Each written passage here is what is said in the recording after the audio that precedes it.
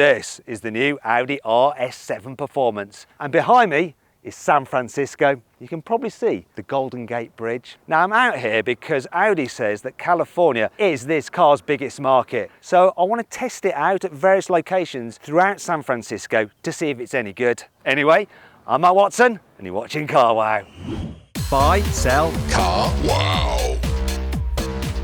Let's start this video by driving over the Golden Gate Bridge. I mean, this is absolutely epic. Incredible views. Wow. Also, this is a really good location to test out the car's comfort levels and the suspension in particular, because as you can see, the road surface isn't great and there's those expansion joints which are very, very large and intrusive. Now this particular car is fitted with the optional sport suspension with coil springs rather than the air suspension. Gotta say, I think the air suspension would deal with the bumps a little bit better. However, this is not terrible, it's livable. And the benefit of the sport suspension is that it gives you slightly better handling. And I'm going to head to a location now to test that out in the city. A very famous twisty tight road. This is Lombard Street. It's steep, it's tight, and it's twisty. Let's drive it. I'm just going to pause at the top so that I don't knock these people over. And I'm going to put the car into RS1 mode.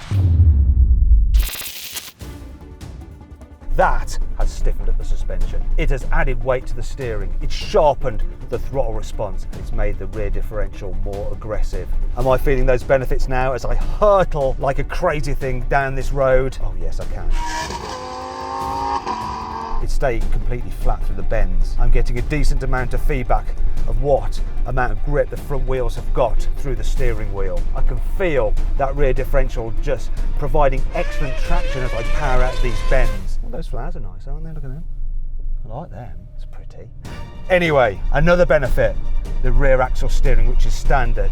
It just helps the car turn into these corners as I go absolutely ballistic down here, and it makes it more maneuverable so I can make these turns without curbing the alloy wheels. This is insane, intense car testing. My God, it's like driving the corkscrew at Laguna Seca. In fact, I'm going faster than most racing car drivers.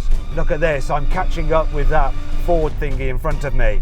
Look at that, I'm all over him. In fact, I make him look so slow that he's stationary. Okay. Maybe this is not the ideal location to test this car's handling. Good for sightseeing, not for car testing. I'm going to need to go somewhere else to really see what this car handles like. But I'll do that later. This is Bradford Street. It's the steepest street in all of San Francisco. In fact, it's so steep, I can balance a bottle of Mountain Dew on the windscreen.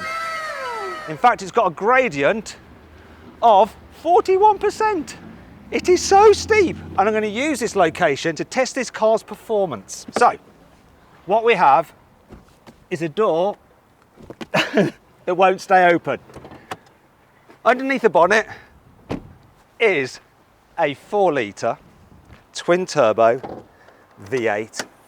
Same engine as in the normal RS7. However, they've increased the boost pressure, so power goes up by 30 horsepower from 600 to 630 horsepower. Torque is also up by 50 newton meters from 800 to now 850. Now the engine drives all four wheels via quattro all-wheel drive and an 8-speed torque converter automatic gearbox with launch control. And now I'm going to launch this car on the steepest street in all of San Francisco. What could go wrong? Audi says the RS7 Performance can do 0 to 60 miles an hour in just 3.4 seconds, which is 0.2 of a second quicker than the normal RS7. However, Bradford Street has a limit of 25 miles an hour. So what I'm going to do is see how quick it can go from 0 to 25 miles an hour, only rolling in neutral. Let's go. Come on. This is weird. There we go. Whoa! 0 to 25 miles an hour in neutral in 2.81 seconds. That's just 0.1 of a second quicker than a Porsche Panamera Turbo S does 0 to 60 miles an hour. That takes 2.9 seconds. When you're driving a high-performance car such as this, on such steep streets, you're going to need some big brakes, and the RS7 Performance has them. So as standard, you get 420mm iron disc gripped by 10 piston calipers at the front and 370mm discs at the rear gripped by a single piston caliper. This car though has the upgraded carbon ceramics, and the discs at the front are actually 440mm in diameter. Now let's test them out with a very different kind of brake test. Right, I'm going to do a brake test from 25 miles an hour while going down the hill. Here we go. It took 22 feet, which is 6.7 meters. Now let's just try something else.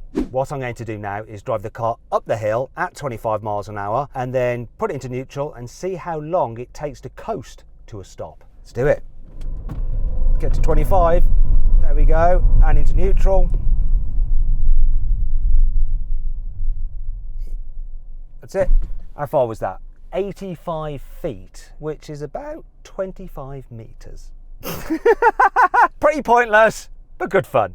This is San Francisco City Hall. It's a beautiful piece of design, and that brings you on to the design of the Audi RS7 Performance. So it looks pretty much identical to the normal RS7, only the bits of trim were silver and now matte grey. Unless you go for a carbon version or a Vorsprung, then this bit is carbon fibre. Moving down the side, you get 22-inch alloy wheels as standard, and there's a couple of different designs. Once again, more matte grey here and here, and on the door mirrors, which will be carbon with those other two models. Here you can have different coloured brake calipers, and this one has the blue calipers. Really looks nice, especially with my favourite thing about the RS7 Performance, which is the new blue matte paint. It looks awesome.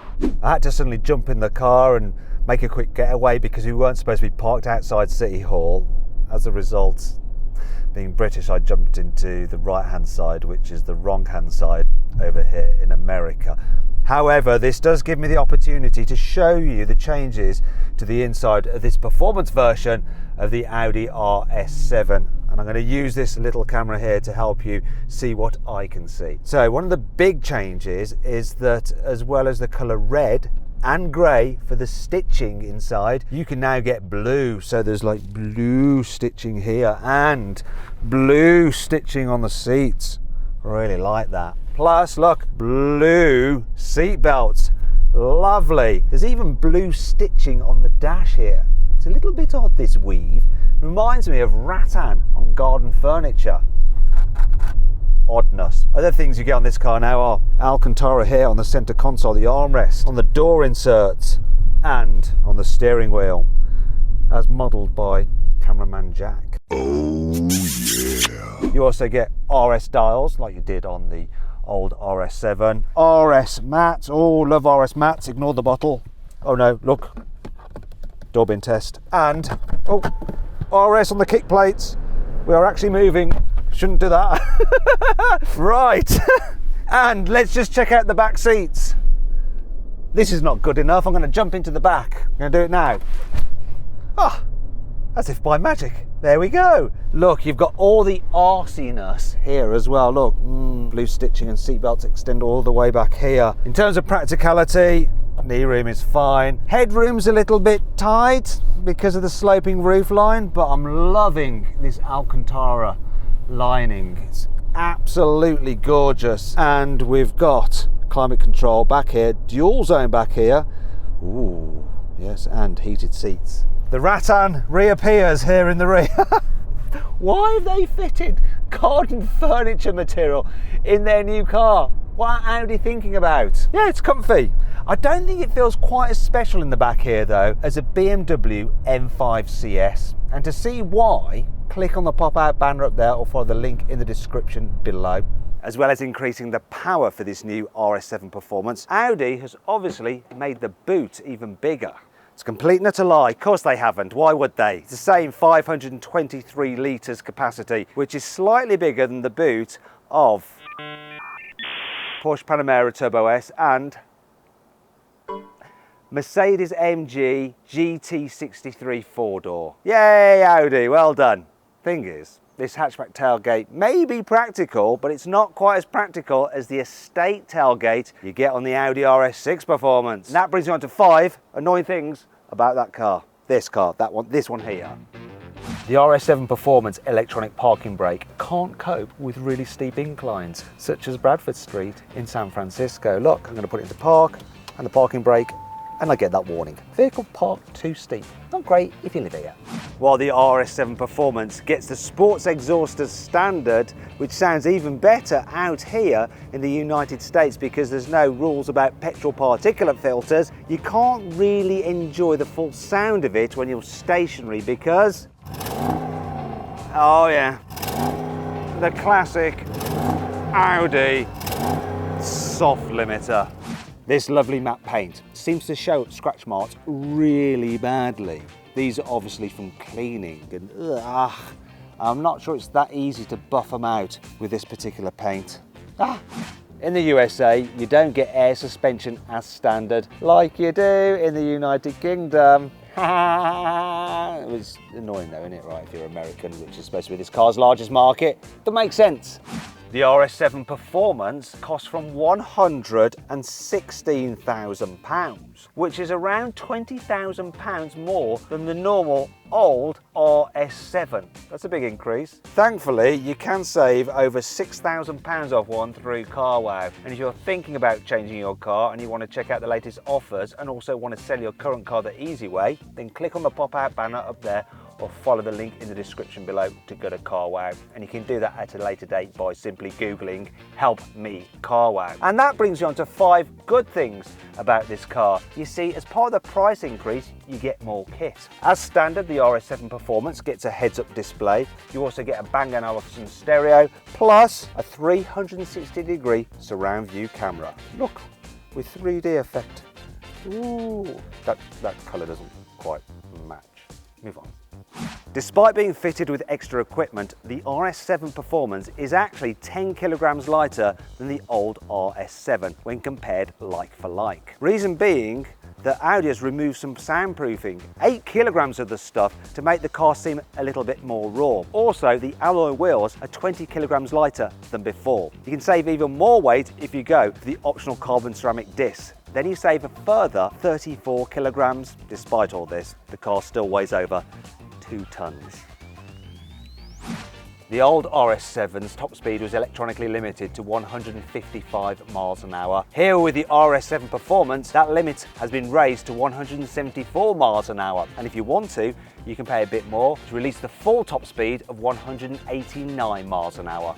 When you put the car into one of the RS modes, you get a special Rev Counter, which looks a bit weird, but it does have some shift up lights which tell you when you need to change.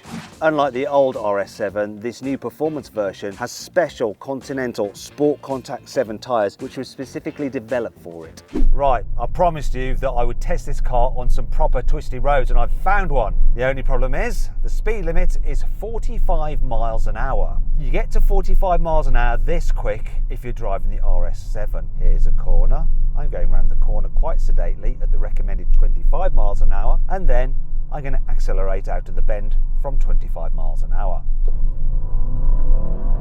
And that's the speed limit. So let's go back down. No point changing up actually, just stay in second. 25, 45, just like that. Do you know what? This engine does seem pretty angry, and the reduction of the soundproofing means you hear it even more. Just seems a little bit more on it, a bit more aggressive and a bit more intense than the normal RS7 did. It's just a shame that in this car's biggest market, the speed limits are just ridiculously low. Oh, finally, I found a faster road, but it's not particularly twisty, so I can't explore the car's handling. Now, I would like to launch the car to see how quick it is from 0 to 60 miles an hour, but even here, the limit is 55 miles an hour, so I can't do that legally. Do you know what? To test this car properly, I'm going to have to do it in the UK. I'm going to have to test it out on some twisty roads, on a track, and over the quarter mile. And I'm going to do just that. And to make sure you don't miss out on that video, ensure you're subscribed to this channel and hit the bell icon to turn your notifications on so that you're alerted when I make that upload. Though, do you know what? Rather than use the RS7, I think for a bit of variety, I'll use the RS6, because dynamically, they're exactly the same. So make sure you're subscribed.